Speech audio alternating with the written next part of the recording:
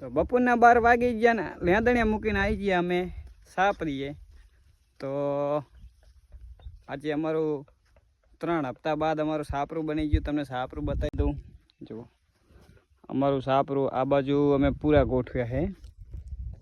તો આ સાઈડ અમે જે બહુ પવન આવે શિયાળુ પવન એ સાઈડ અમે પૂરા ગોઠવ્યા છે. પછી પાછળ અમે એક કાળા કલરનો કાગળ લગાવી દીધો છે.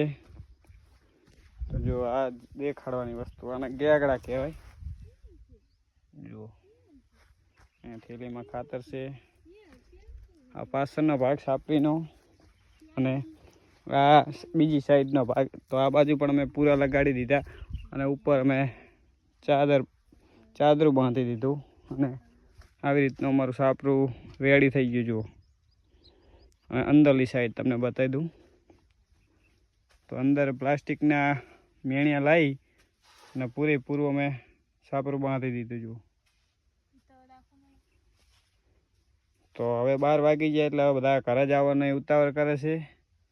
તો મેં આ દવા છાંટી હતી એ પણ તમને વિડીયોમાં બતાવી દીધી. તો એક દેશી જુગાડ તમને બતાવવાનો રહી ગયો છે.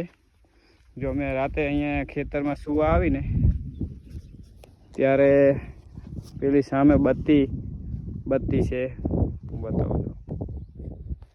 જો આ જગ્યાએ અમે બત્તી બાંધી છે. જે બત્તી ફરે ને એટલે ભૂંડડા ખેતરમાં ના આવે. તો એ બતાવું તમને બત્તી છોડવા જવાની.